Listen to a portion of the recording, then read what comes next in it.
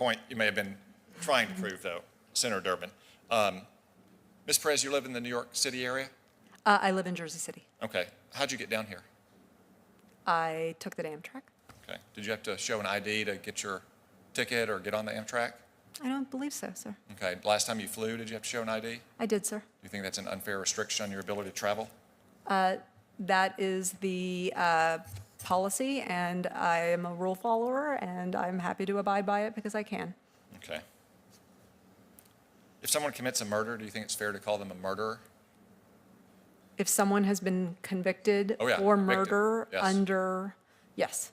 If they commit rape, do you think it's fair to call them a rapist? Have they been convicted? Yes, convicted. Yes. Yes. So if they commit a felon, do you think it's fair to call them a felon? I think that that is a bit different because there's a temporal issue, and I think that there's a raging policy debate on that. Because in the past, you've said that you don't like to use that word. In fact, you said, I don't use words like felons to describe people. I mean, we don't describe people by a mistake that they made. I don't.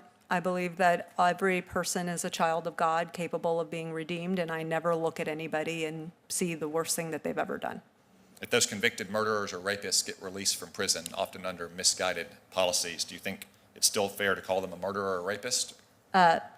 Irrespective of what their label was, sir, I would be on record as an advocate of trying to advocate for their right to vote if the criminal justice system had deemed them to be fit to be living amongst us. All right, thanks for your testimony. All right, that clip you just watched, that wasn't just a routine hearing. It was a pressure test.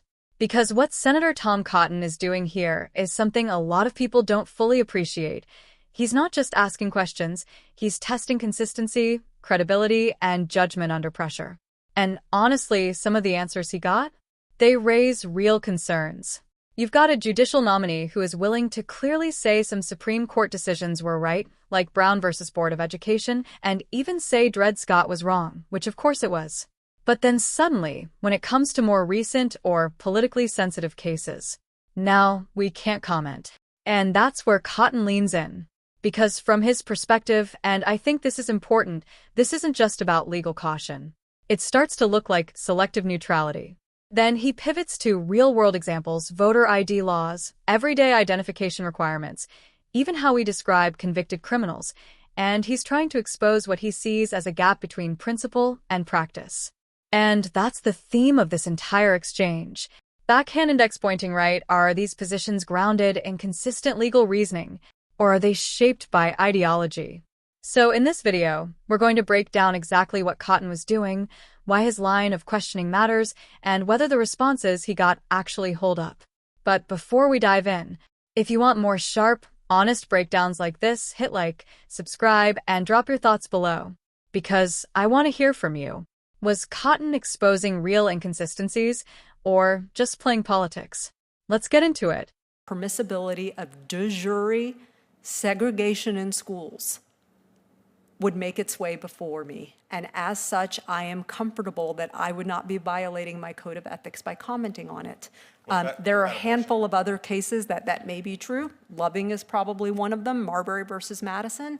Everything else, I would be very, very reluctant to give a potential litigant the wrong impression that they will not get a fair day in court. What about abortion? That's a live issue in the courts. And I am not. You're not going to say whether Roe v. Wade was correctly decided. That is correct. Okay. Well, you certainly had a lot of harsh things to say in the past about cases like Shelby and Brnovich and some of the issues that were adjudicated there. In fact, we just got notice last night about this article that just was published that you wrote. The title of it is "The GOP Campaign to Make Elections Less Free." You noted in the letter you sent with the article that you did not see or approve of the title before it was published. That is correct, Which sir. I can understand. Authors don't choose their own titles. I understand that. You didn't say whether you agree with it. Do you believe the GOP is campaigning to make elections less free? Senator, the entire piece does not mention any political party, and that is because I am an advocate for the right to vote, and I would criticize any politician who would impede that right, irrespective of their political party. Do you think requiring photo ID is an impediment to vote? should be permitted? Senator, the Supreme Court in Crawford said that voter ID laws were not per se unconstitutional. However, a Fifth Circuit en banc said that a particular voter ID law was illegal. This is a case-by-case inquiry where we are fortunate enough to have precedent that I would apply faithfully and without reservation. I know that, I think Senator Durbin said this article sounded like a speech he would give on the Senate floor. I agree.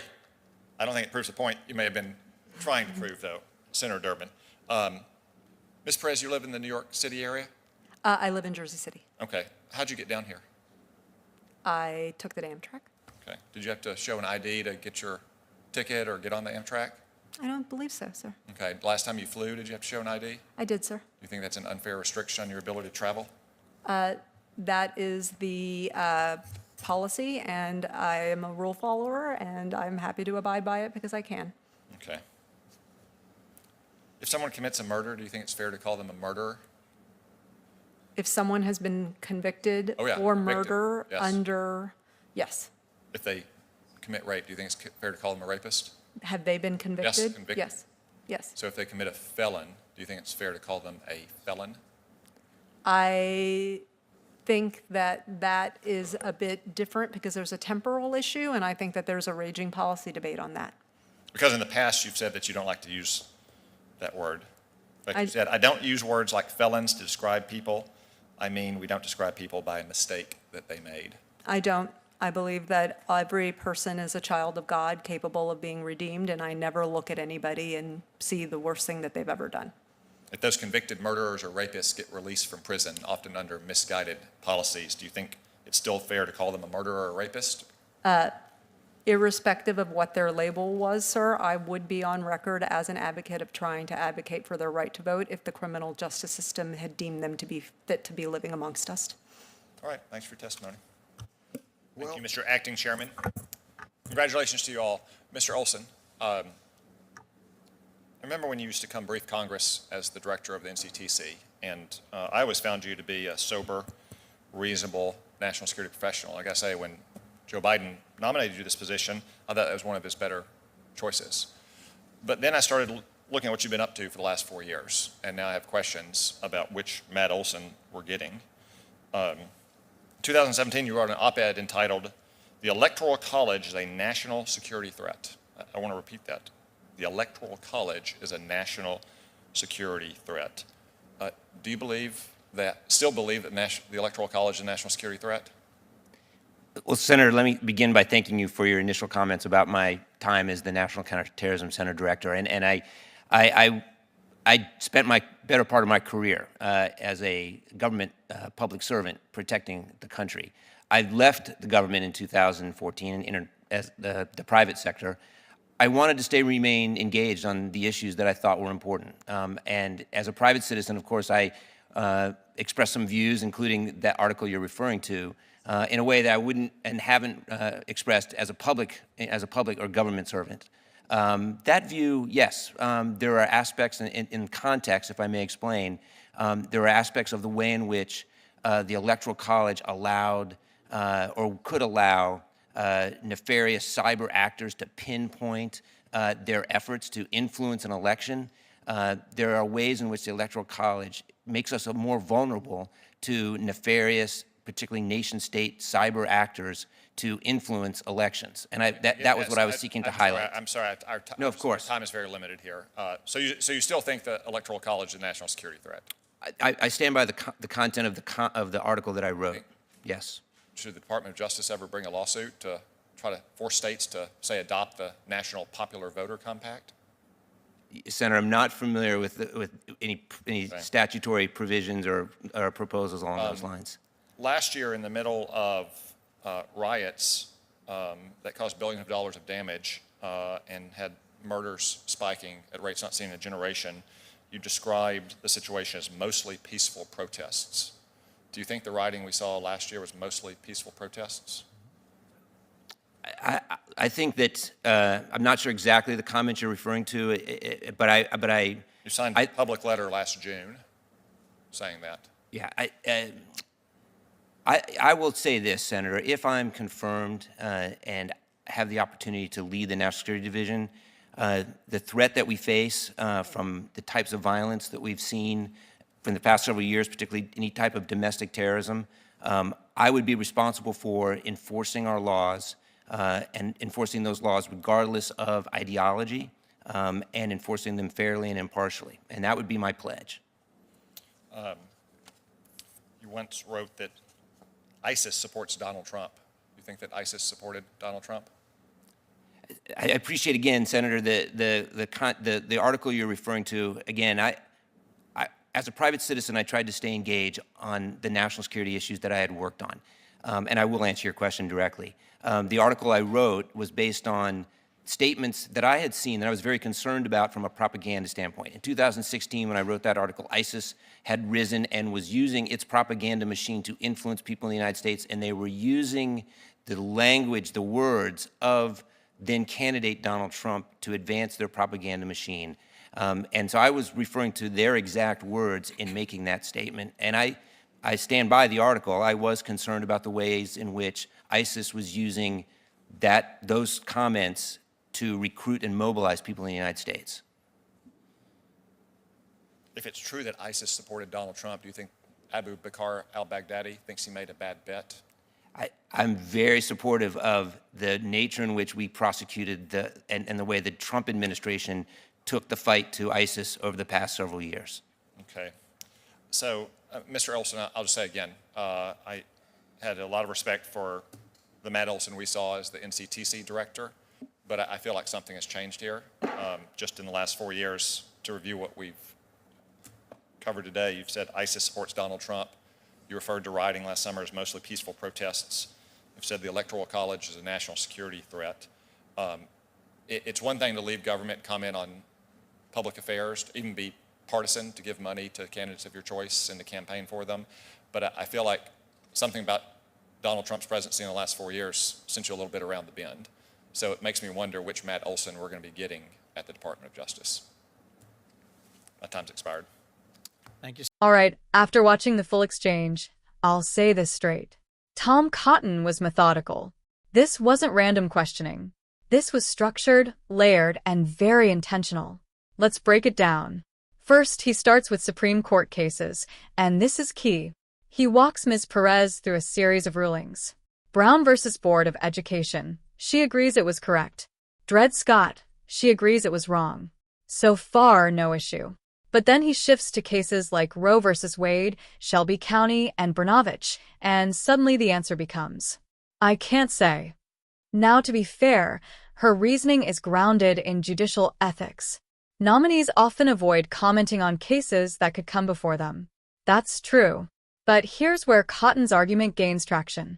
He's pointing out that the line isn't as clean as she claims, because she is willing to comment, just not consistently. And that creates a perception problem. Not necessarily proof of bias, but enough to raise legitimate questions. Then Cotton moves to voting laws. And this is where he gets more practical. He asks about voter ID, whether it's an unfair burden. Now, instead of giving a direct opinion, Perez leans on precedent, saying courts evaluate these laws case by case. Again, that's legally correct. But Cotton doesn't stop there. He brings it down to real life. Backhand index pointing right, you need ID to fly. Backhand index pointing right, you follow that rule without issue. So, his implied question is, why is ID acceptable in one context but controversial in another? And that's a powerful rhetorical move because it forces the audience to compare abstract legal arguments with everyday experience. Now, whether you agree with him or not, that's effective questioning. Then we get to the part about language, how we label people convicted of crimes. Perez takes a more rehabilitative stance, saying people shouldn't be defined by the worst thing they've done. And look, that's a valid philosophical position. But Cotton pushes it further. He asks, if someone commits murder, are they a murderer? If someone commits rape, are they a rapist? And when the answers start to become more nuanced or hesitant, it highlights a tension between compassion and clarity. Cotton's position is clear. Accountability requires clear language. And he's concerned that softening that language might blur responsibility. Then he pivots again, this time to Matthew Olson. And this is where the tone shifts from legal philosophy to credibility. Cotton brings up past statements. calling the Electoral College a national security threat, suggesting ISIS propaganda aligned with Donald Trump rhetoric, describing riots as mostly peaceful protests. Now, Olson tries to clarify, saying those statements were made as a private citizen and in specific contexts. And again, that's fair. But Cotton's concern is bigger than any one statement. He's asking, backhand index pointing right have these views influence your judgment? Backhand index pointing right, and if so, can you truly be impartial in a government role? That's the underlying issue. And it's a serious one, because positions in the Department of Justice or any judicial role require public trust. Not just technical competence, not just experience, but trust that decisions won't be shaped by political bias. Now, you can disagree with Cotton's tone. You can say he was pushing too hard. But here's the reality. These are lifetime appointments. These are powerful positions. And once confirmed, accountability is limited. So the vetting process? It's supposed to be tough. And that's exactly what this was. In my view, Cotton wasn't just trying to score points. He was trying to expose whether there's a gap between what's said in hearings and what's believed in practice. And that's a question worth asking. So now I want to hear from you. Do you think Cotton uncovered real inconsistencies here? Or do you think the nominee handled it appropriately under judicial ethics? Drop your thoughts in the comments. Let's talk.